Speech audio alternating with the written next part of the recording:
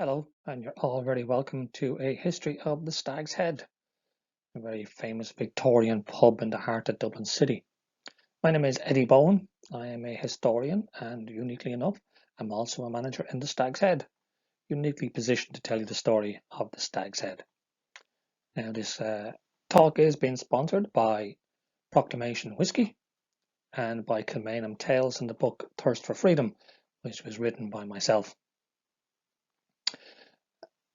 The first question I suppose I'd need to ask anybody is an easy one.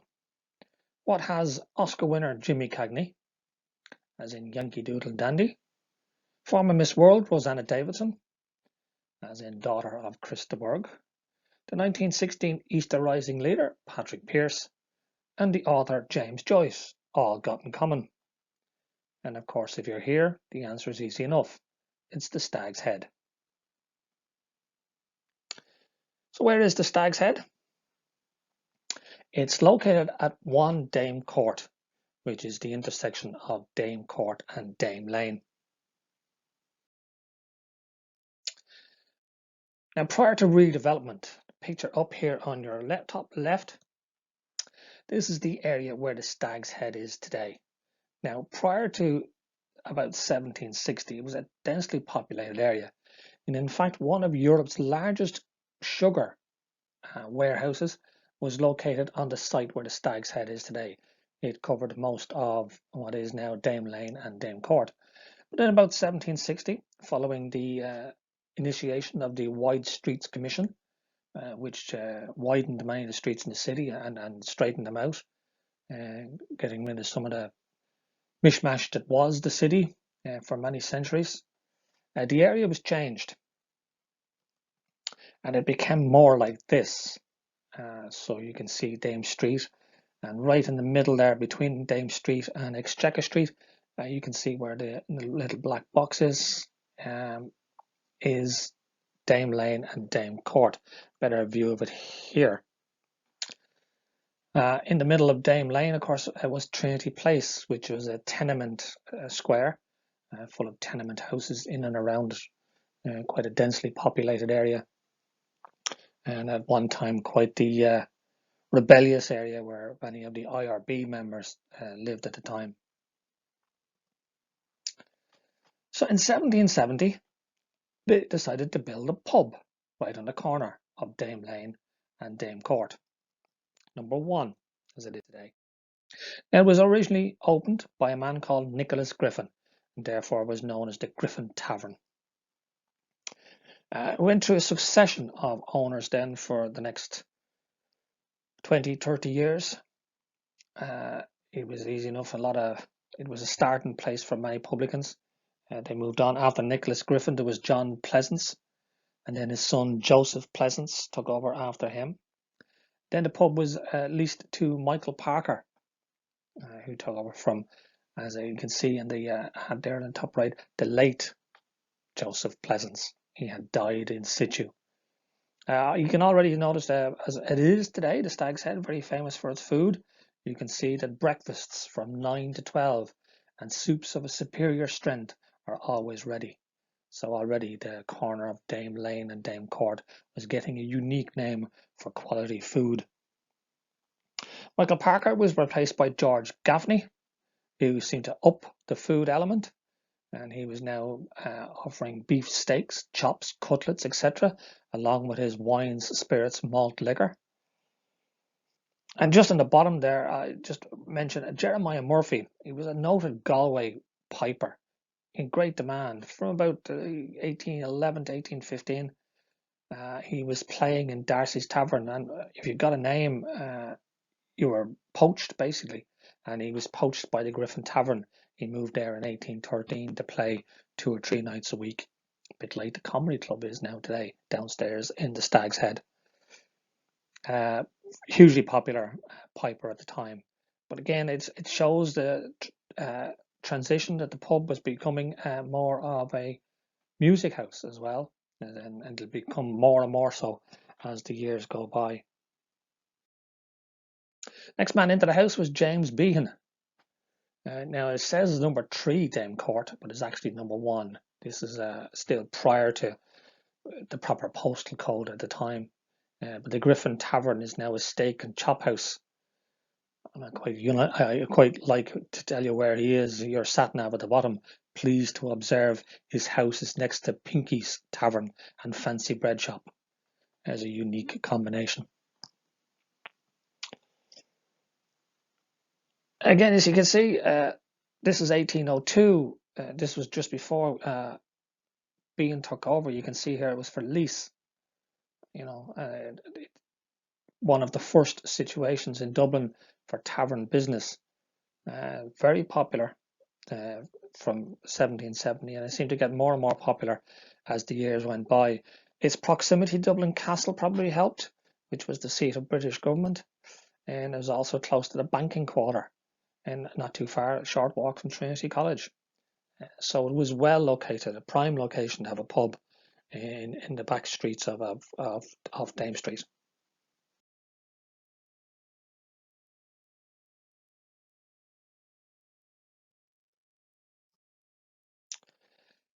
Again, it was leased and then sold, and in 1815 it changed name.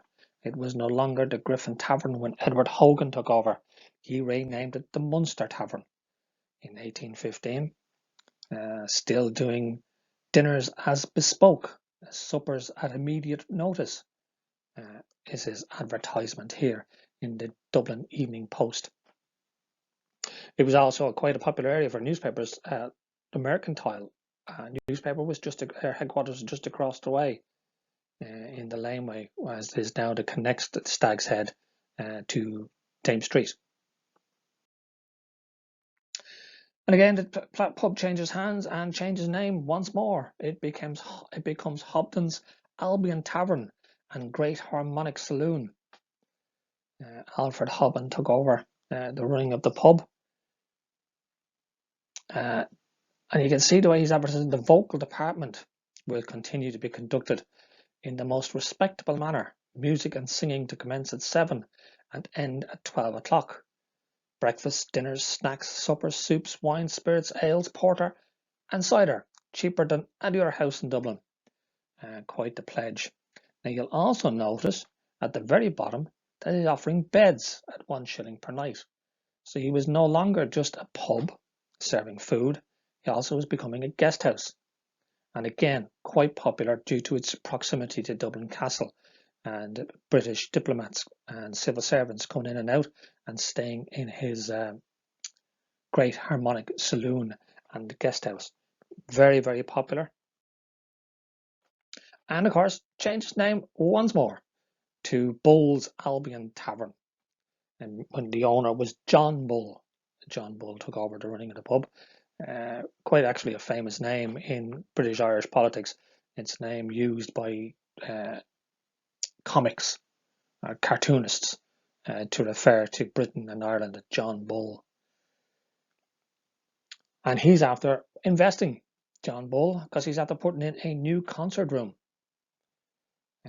Again, bespoke dinners, opening every evening at 7 o'clock till 11:30. This is 1819. Now the Albion Tavern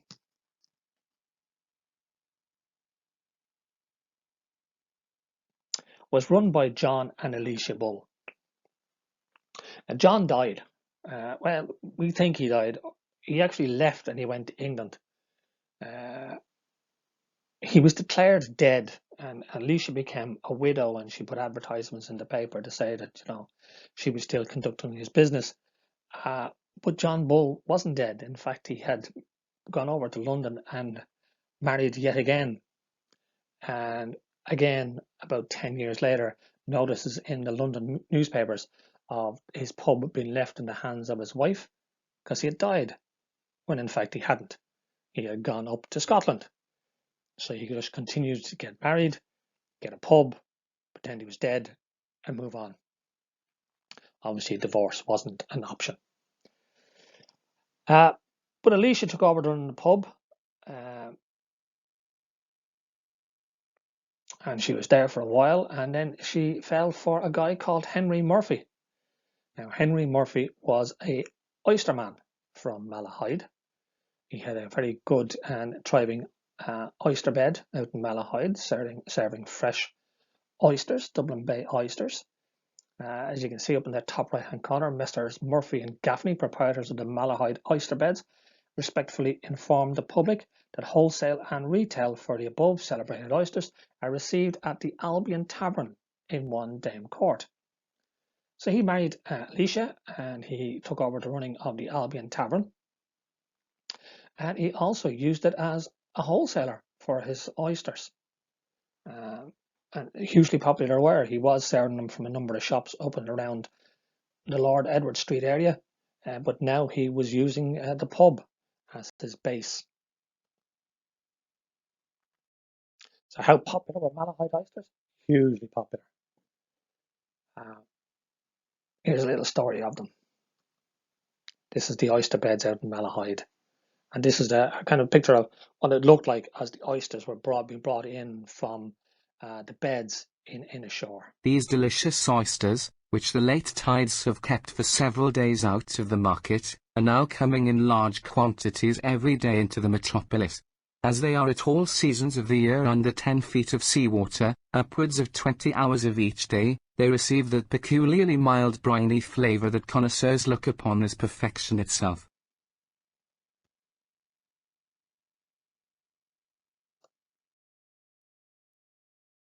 Today, one of the most famous races in connecting with food or drink is the Beaujolais Run, a race from France by any means to get the first bottle of Beaujolais Nouveau back to London.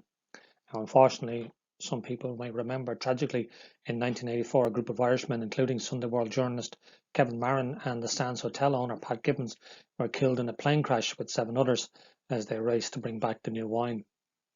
But in the early part of the 19th century, when Henry Murphy was in charge of the Albion Tavern, there was a race of a very different kind, a horse and cart race to reach the Albion Tavern from the Malahide oysterbirds, and the winner of the race won the contract for the entire season to supply the Albion Tavern and to assist in the distribution of the oysters from the wholesale business of the Albion Tavern. Now in 1825, according to Slater's Almanac, 3 superior carts and horses lined up at Malahide on a Sunday morning, and a race began. The carters battled along the coast, with no quarter given, as it said, laden with oysters.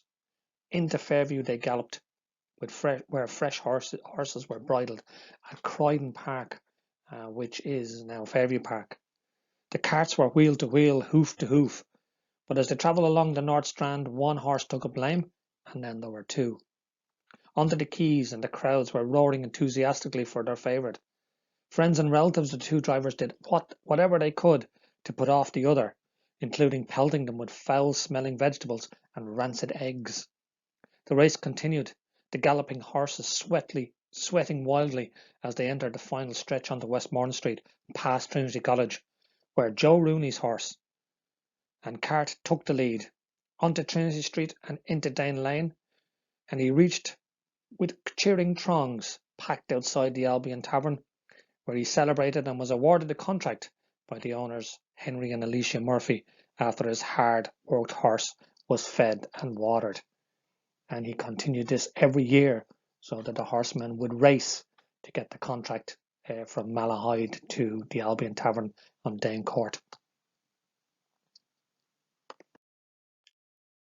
So Murphy was doing quite well between his oysters and his music. Everything seemed to be going well, and the pub was getting quite a reputation for music and his food and his oysters.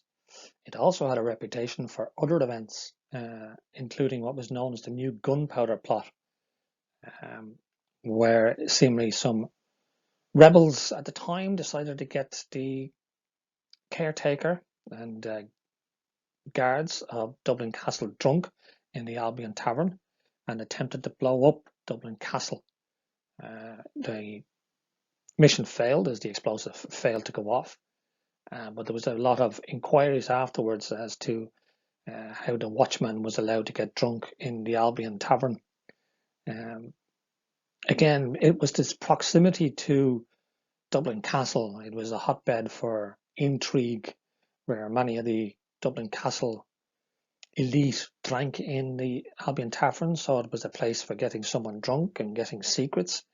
It was a question of trying to get information, and during various rebellions, it became a hotbed of trying to get informers. Throughout in 1803 and in 1848, 1863, at all times, the Albion Tavern was at the centre of it because, again, of its close proximity to Dublin Castle. Now, unfortunately for Alicia Murphy, she lost another husband when Henry died. Now, she continued the business like she did after her previous husband, but unfortunately in 1843, she had to be declared bankrupt, but was saved as she took out ads in the newspapers. When locals rallied around her, she was seemingly quite the looker, and she used her feminine ways to get money off some of the respectable gentlemen that drank in the pub from the area, and they were able to keep her afloat. Now, the pub had become hugely popular for what was known as comic operas. If you think of Gilbert and Sullivan and people like that. In fact, it was the place in Europe. It had a European reputation that singers would come from all over Europe to perform comic operas, and they were certainly making their way across the Irish Sea to perform at the Albion Tavern. Even in the popular entertainment sheets at the time, you would see that new songs. This is sung by Mr. Purcell at the Albion Tavern in Damecourt, with applause, of course. This was called The New Policeman, but as soon as a new song was performed at the Albion Tavern, it was quickly shown in the newspapers shortly afterwards, or in the entertainment sheets as they were at the time. But unfortunately, despite the injection of cash from her friends and locals, Alicia Murphy wasn't able to hold on to the Albion Tavern. William Worthington was a local shopkeeper, and he was the next man to move in. As you can see here in 1849, 1, 2 and 3 is Alicia Murphy, Albion Tavern and Saloon in Dame Court, and down at number 9 Dame Lane is William Worthington. So he would have been close to where Trinity Place was. He would have been the local shop in the area. And here he is, he's after taking over in 1 Dame Court. Unfortunately, again, it didn't seem to be safest place to be, because many of those who took over died on the premises and quite quickly after taking over. Of course, lifespans in those days were a little bit shorter than they are today. William Worthington of 1 Dame Lane, grocer, and the son of one of the next of kin of the said deceased, is what he had left behind. These are from the will documents, which are stored in the Dublin City Library on Pearse Street, if anybody wants to have a look at them.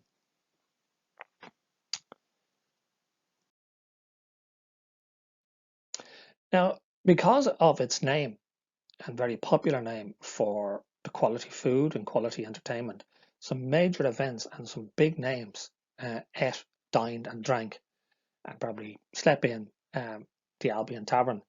As you can see here down in the MacLean Orphan Charity had their annual dinner at the Albion Tavern, and their number one in the chair was Daniel O'Connell MP, and he was a frequent customer at the Albion Tavern. Many meetings are recorded as having happened in the Albion Tavern. Again, some of them are under surveillance from Dublin Castle.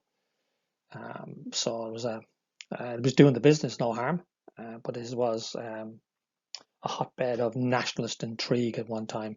Again, probably depending on who was in the hot seat at the time at the pub as to what way the wind was blowing and who was in charge. But Daniel O'Connell mentions frequently being in the Albion Tavern or having meetings in the Albion Tavern, so he was a regular at the time, as you can see here. There's the great man himself, Daniel O'Connell.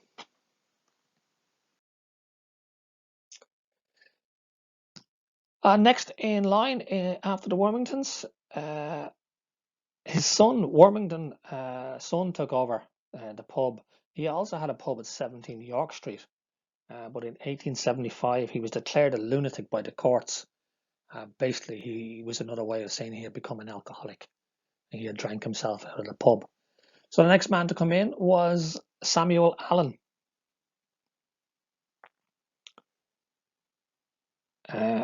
He was from Summerhill in Dublin. He took over the pub. Seemingly was quite a respected man in town. He had also a pub in near Covent Garden, similarly known as the Albion Tavern. And many of the artists who played in London, he brought across to Dublin to play. He also had a contract for the concert rooms at the Rotunda. So he was able to move his artist around. Done quite well there, but he died in 1854. So you see these ads are from 1853, but he died a year later. Again, not the most happiest place in the world to be, is it? It went through a number of owners after that. Edward Everston was there in 1878. In 1880, and a man called Charles Clark. And from 1885 to 1889 was James Kennedy. In 1890, a man called John Reynolds took over, and he would be there till 1894. Then another man is going to enter the story of the Stag's Head, and this is the man who changes it from the Albion Tavern to the Stag's Head. A man called George W. Tyson. And George W. Tyson was a tailor, a haberdasher. He had his place at 57 Grafton Street. He was the tailor to the Lord Lieutenant. He dressed many of the superior officers.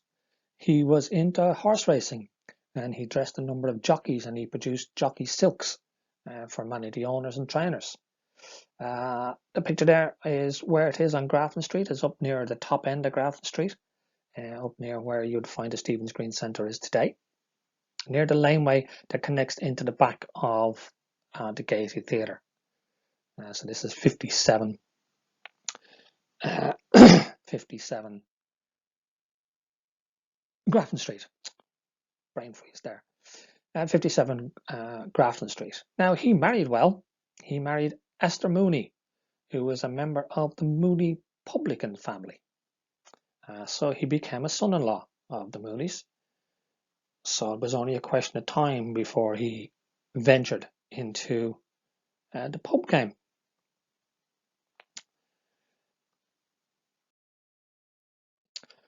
So you can see John Reynolds went bankrupt in 1894, January 1894, and his pub was put up for sale by a group that owned most of the area, called the Dublin South City Market Company.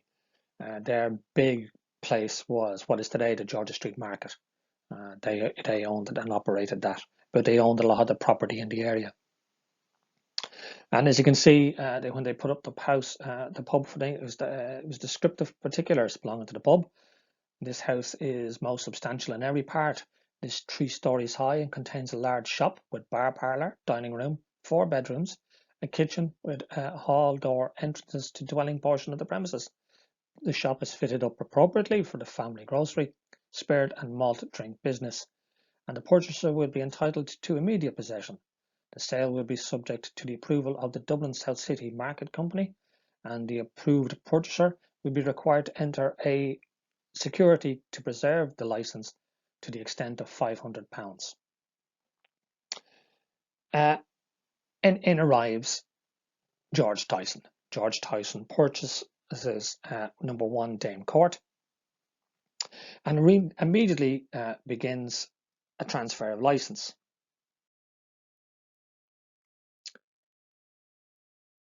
The problem with the transfer license is he was associated with the Mooneys, and the Mooneys did not have the greatest reputation, especially at the time, the fledgling Barmen's Union. They weren't deemed a very good employer. Now, he initially got a temporary transfer of license in July 1894, Then the following October, which is the licensing time and still is for many licenses, he had to go for a full license. He applied for the confirmation of the temporary transfer, but it was objected to at the time, and the lawyer actually for one of the objectors was Tim Healy, and Tim Healy went on to become the first Governor General of the new Irish Free State. But under oath, George Tyson got into the witness box, and he said that he would have nothing to do with the Mooney business. He was a standalone. That he intended to leave the management of the hosiery business, which he carried on Grafton Street, to his brother Robert, and devote his time to the licensed business. And he would have no connection, good or bad, with Mooney and Company. He had bought the premises from the South Dublin City Market Company, and he knew nothing of the Articles of Association to prevent him opening a house in opposition to Messrs. Mooney and Co. If you look back to the previous February, on your left-hand side, you'll notice that he is on the board of directors of J&G Mooney and Company Limited. And he'd only stepped down because the position of chairman of the board was going in rotation. He intended not to sell Mooney's whiskies, their own bottled whiskey and that, but basically under oath he lied. Not to put too fine a point on it, but simply to get his license, and the license was granted again because of his reputation with the Lord Lieutenant as his dresser, the fact that it's close proximity to Dublin Castle. There was rarely any chance that he was never going to get the license. So when he got the license, he opened up, but he decided he'd renovate. So he entirely stripped the pub, redone it completely in the Victorian style. Much of it, as you see today inside, the glasses, the floor, much of the woodwork, all dates back to 1894, 1895. So he kind of changed the ethos of the pub, brought it up into modern. It became the first pub in Ireland to have electricity. He had electric light to light the place. He was one of the first pubs in Dublin to have a telephone, as the telephone exchange was actually next door. So he utilised all his business acumen to get the best head start for the Stag's Head. So once he had taken over the pub, initially he had actually only taken it as a lease for £2.10 per week on a 6-day licence, not open on Sundays. But once the deal had gone through to purchase the pub and he had his licence sorted out, he decided to renovate. He decided to knock and rebuild the premises. The work that created this new top-class premises was overseen by a man called Alfred McLaughlin, whose offices were located on nearby Dawson Street. Funny, when work was being done on the building next door to One Dane Court, almost simultaneously at the time, there was a sign to try and keep thieves out and taking any of the property out of the thing, that if you did break in, it was at your own risk. And they'd advised that rather than bringing a hammer or a weapon of any description, you'd better bring a coffin with you, because that's the only way you'd be leaving. Didn't go down too well in the newspapers. There was a number of letter complaints, but the sign stayed up in the building next door. Anyway, the work to rebuild number 1 Dame Court was carried out by H&J Martin Builders of Grand Canal Street. And Tyson's new pub, as I told you, it would become the first pub to have electricity, and this was installed by Cummins and Co. of Abbey Street. Now, the ornamental windows and the interior ornate light fittings were installed by McLaughlin and Sons of Brunswick Street, while the marble floors, which you can still see today, were created by Brooke Thomases of Sackville Place. The polishing of the woodwork was done by Mr. Waller of Camden Street, while the most important part, the pub fittings and beer dispensing units, were installed by Messrs. Box and Company of Abbey Street. Now, the counter that's there today that greets many thousands of visitors, and hopefully you too soon, is made of red Aberdeen granite. And the chief architect, as I say, on the project was Alfred McLaughlin, and he himself was a controversial character. He was eager, ambitious, and he specialised at the time in church design. And as you enter the Stag's Head with the ornate windows, it still has that church feel to it. In July 1884, he married Mary Emily Pearse, the daughter of James Pearse, and his first wife, Susanna Fox. And James Pearse was born in Bloomsbury, London, and when James and Susanna moved to Dublin, here, unfortunately, Susanna died, giving birth to one of their 3 children, which included Mary Emily. James Pearse was a sculptor, and he married for a second time to Margaret Brady, and they would go on to have several more children of their own, including Patrick and William Pearse. Patrick, of course, who led the 1916 Easter Rising, and who, along with his younger brother William, were both executed in the aftermath of the rebellion. Mary, who was married to Alfred McLaughlin, was the half-sister of the executed leaders. In 1900, Alfred had an affair with one of the servants in his household and was forced to move to New York, leaving Emily in Ireland to raise their children and continue her work as a midwife. Now, in New York, he found work yet again as an architect, and where he would be the lead architect on the building of Ernest Flagg's Singer Building. So the next time you get to travel to New York and you're doing an open-top bus tour and the guide mentions the Singer Building, you'll know its direct connection to the Stag Head in Dublin. Now, he's a great man for publicity. Of course, he got his name put onto the iron railings outside. GT, it's not for gin and tonic, it's for George Tyson. We'll have a look at it later. The clock, of course, outside has Tyson on it. If you go inside, you'll see the barrels with Tyson on it. He was a man for publicity. He even managed to get a mosaic onto the path on Dame Street with an arrow pointing up the laneway into Dame Lane, where his Stag's Head were. Now, when he rebuilt the Stag's Head from the Albion Tavern, it was quite a busy area with foot traffic and horse and carts, and of course later cars would arrive, but at the time horse and carts. And many a drunk had come out of the Albion Tavern and got struck by a horse or a bicycle or a cart of some description. So there were a number of injuries. So he applied to Dublin City Corporation to extend the footpaths outside his new pub for the safety of his customers. And after making the application, the Borough Surveyor reported that the seating of space would affect increasing the present thoroughfare by 7 to 10 feet in width, and that the improvements were most desirable. So he was pushing to get the best pub he could.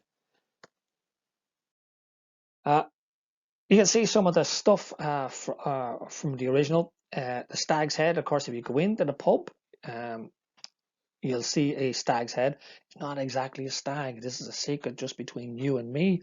It's actually an Alaskan red elk, although it was shot and killed by George Tyson on one of his overseas trips, in 1903.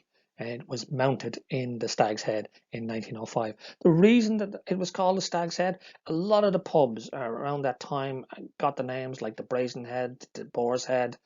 A lot of them had sort of English names, so it wasn't that unusual. But he wanted to get away from the Albion Tavern. He was going to be a different business altogether. The picture of the family up there are the family of relatives of the McLaughlins.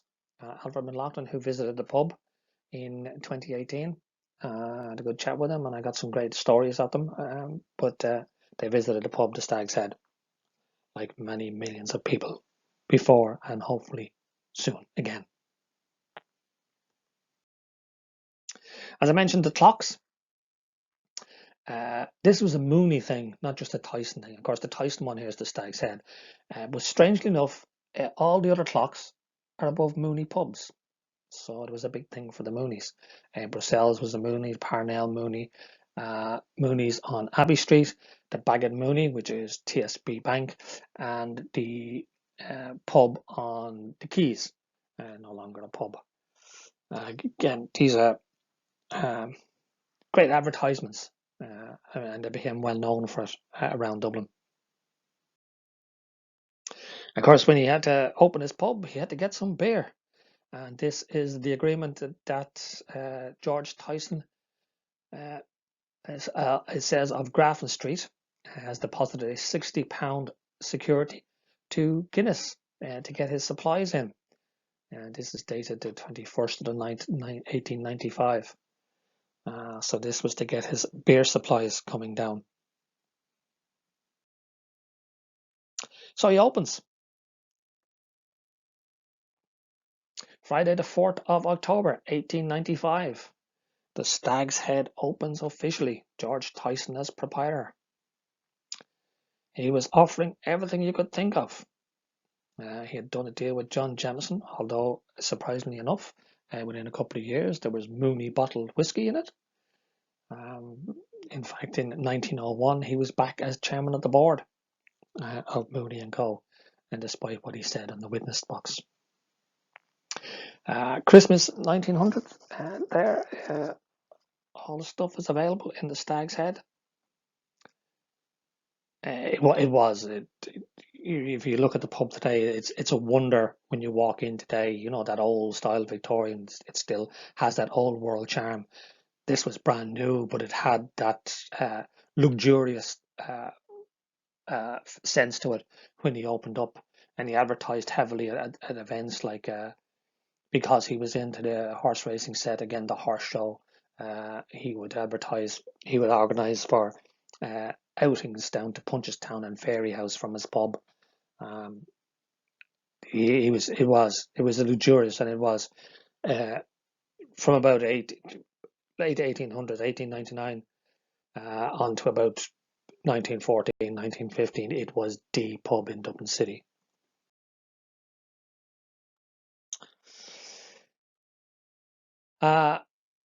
See there in the middle, George Tyson died in 1939 at his residence Ailey in Dalkey, aged 98. He was chairman of Messrs. J.G. Mooney and Co. Despite what he told the judge, and he was connected with Messrs. Tyson Limited, Dame Court, Dublin. Now it says he lived at Ailey in Dalkey. He did, and Ailey in Dalkey later became the home of Christaburg, whose daughter Rosanna Davidson went on to become Miss World. My Kingdom for a Horse. This is one of my favourite stories of the Stag's Head. Most publicans in the late 1800s used horse and dray, or horse and cart, to collect and deliver beers. So they would take their horse and cart down to Guinness's brewery, which was very good. It was empty going downhill, but they would come back uphill with a full cart of casks of beer, 200 weight, being dragged up by a horse up the hills from Guinness's brewery down along the River Liffey up into Dame Court.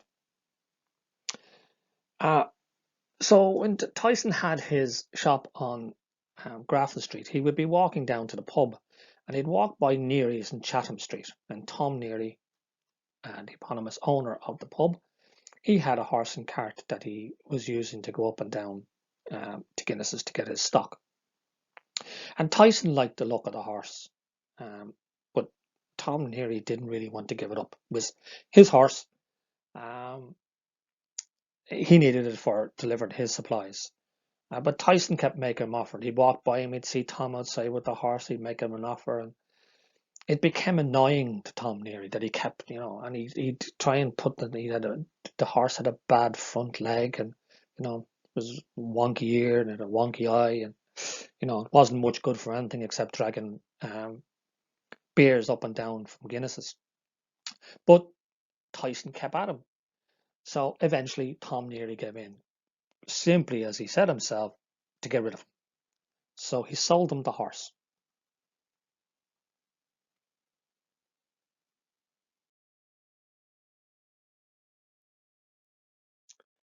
Now, Tyson was a horseman. So, maybe not the nicest person in the world. He was probably tough. This is Tyson on the back of his horse.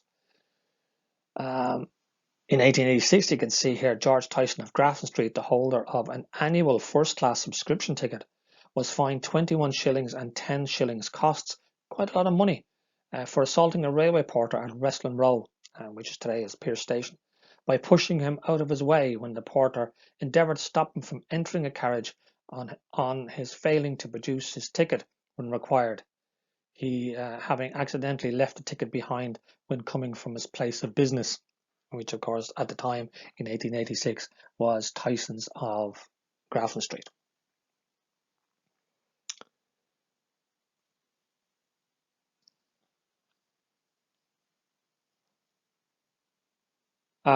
Tyson then wanted to expand, so he bought the pub across the way, which is today the Dame Tavern. It was 18 Dame Court.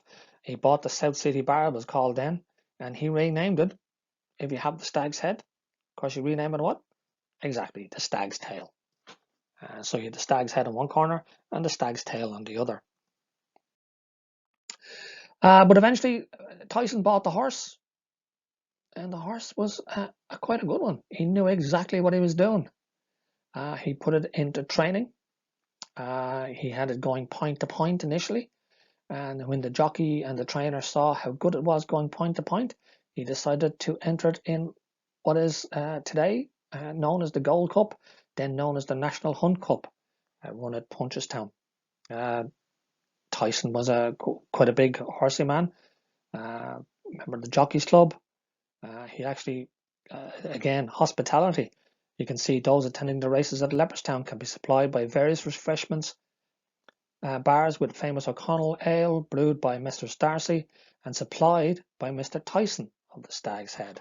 So he was doing the hospitality and corporate at the race meetings, in his finger in every pie. But he won the Gold Cup, and that is actually the Gold Cup.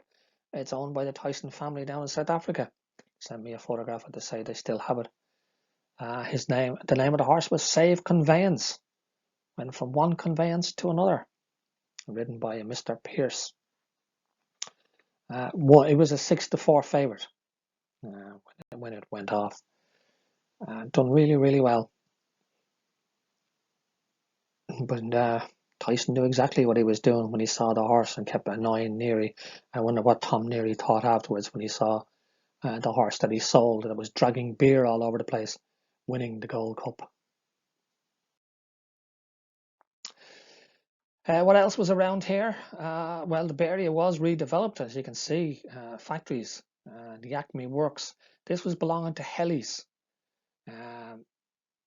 Helly's was quite a famous printers. They actually printed the Sinn Féin Easter Rebellion booklet in the aftermath of the 1916 Rising. But uniquely, they were the employers of Leopold Bloom, the eponymous hero of Ulysses by James Joyce. He worked at Helly's. Even from the bigger one, this is what this is a drawing from 1898. So this is exactly what the Stag's Head looked like after Tyson had, renovated it.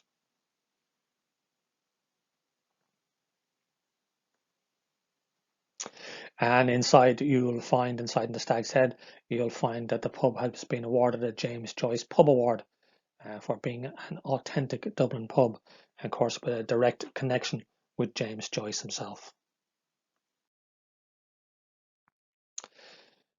Now again, as I said earlier, because of its close proximity to Dublin Castle, it was a hotbed of activity.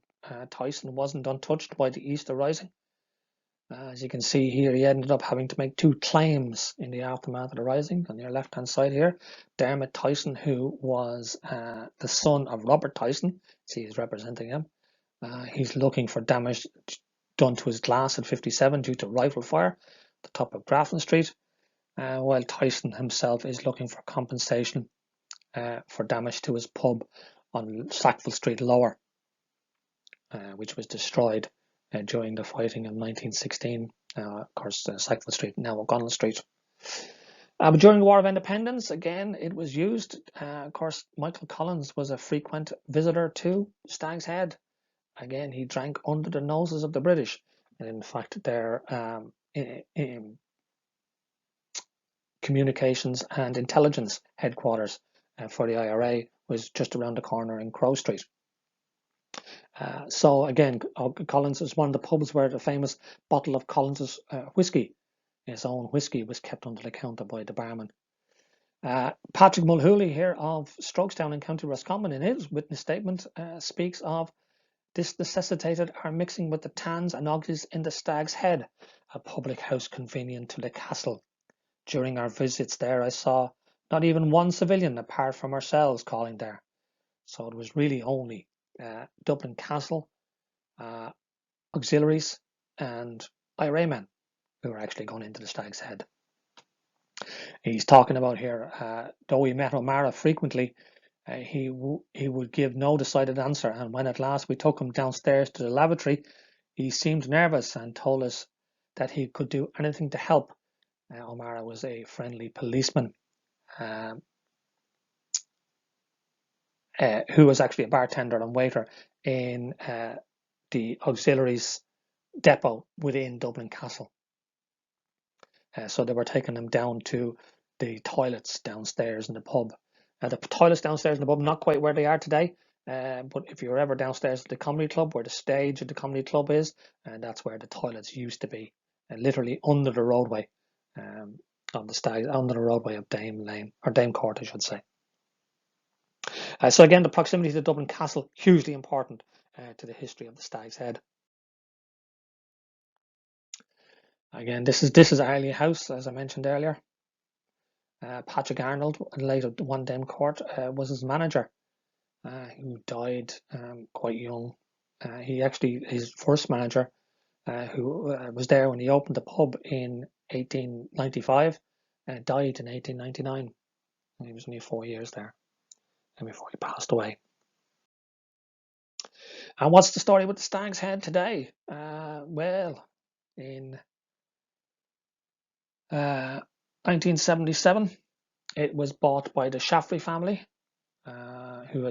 Peter had sold the Shelbourne. Unfortunately, Peter died just last year. That was in 2020.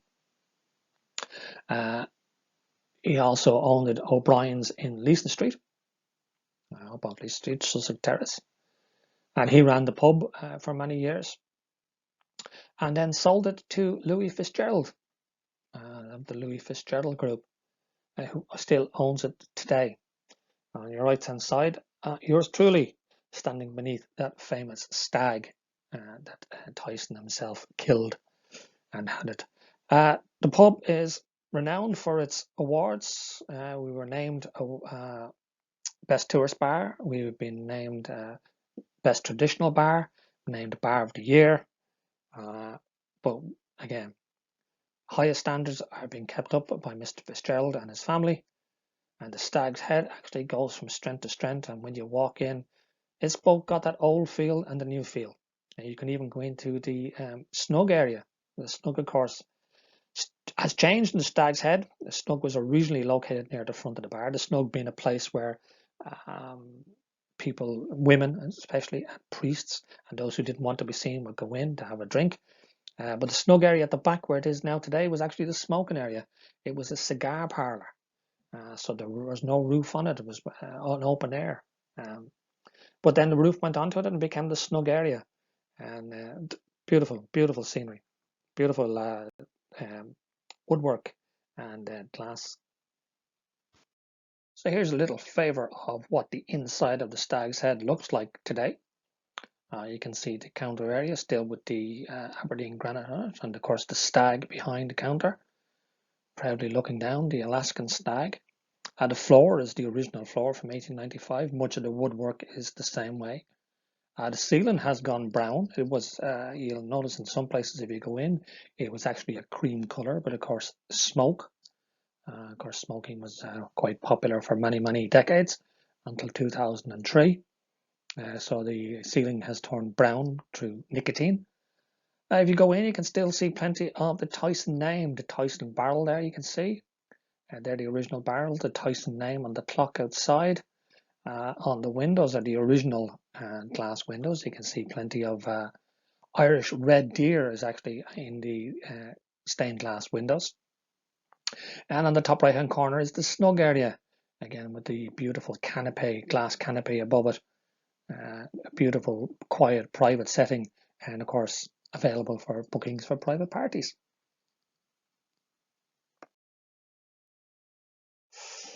Now, as I said, the Stag's Head, of course, has been a location for many a movie. Maybe you'll recognize some of this. This is our friend Jimmy Cagney, and a film about an IRA man and the Black and Tans inside in the Stag's Head. Now, who would have guessed that? Want to have another little bit of look at this?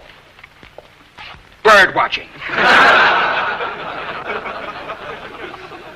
If you were my surgeon, Mr. O'Shea, and I were on the operating table with my life in your hands, I would not rest easy. Anesthetic and all. If a pigeon on a windowsill had more of your attention than my exposed inside. And now, gentlemen, if we have finally decided why we are in this classroom, the subject, as you may recall, is microstenosis. A man's nothing. He's nothing unless he believes in something.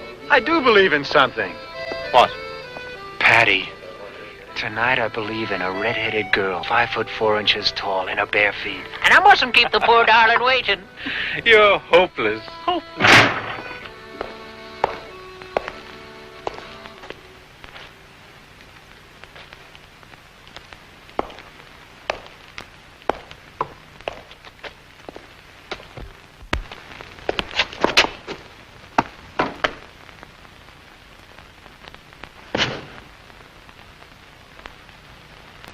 Will you have a drink, Your Honor? We report O'Leary was in here. O'Leary? O'Leary? The name has a lot of use in Dublin. Would it be Sean O'Leary you mean, and Liam perhaps? Maybe the gentleman is searching after Seamus O'Leary, who had his stable burned down on him and was left without a roof for his poor old horse. That's enough of that. Perhaps you'll do me the honour of having the pint of port that his lordship refused. Waste not, want not. Here's look. Good luck. Let me get blood boil. Oh, now, Paddy. Oh, well, a man can't enjoy a harmless pint without being spied on. Hey, you better save your voice. You got a report to read tomorrow. And don't wait up for me. You know, for a man of peace, you devote a great deal of time to the battle of the sexes. It's merely the study of the human figure. Very important for a doctor. Mr. O'Shea, has it occurred to you that when you're a doctor, you may have a male patient or two? No. But if I do, I'll just turn him over to my good friend, Dr. Patrick Nolan. I wonder what Terence O'Shea would...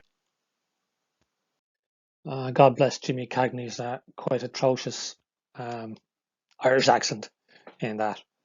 So that's the connection with the Stag's Head with Jimmy Cagney, Oscar winner. And not the only film, of course, to feature. So as you can see from these slides, the Stag's Head, because of its unique decor, has been the scene and setting for many movies and TV series. You've already seen down there in the bottom right the Jimmy Cagney film Shake Hands with the Devil. The bottom left is the scene from Educating Rita. Top right is Michael Collins standing at the counter in the Stag's Head. Well, not Michael Collins, but Brendan Gleeson in his role as Michael Collins in the TV series from RTE called The Treaty. And on your left, a scene from Petty and Dreadful, the Sky Atlantic TV series, which the interiors were shot inside in the Stag's Head.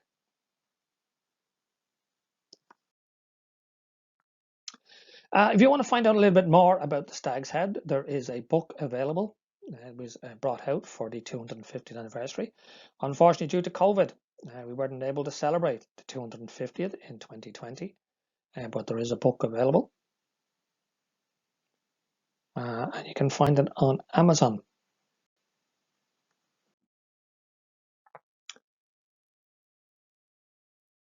Thank you.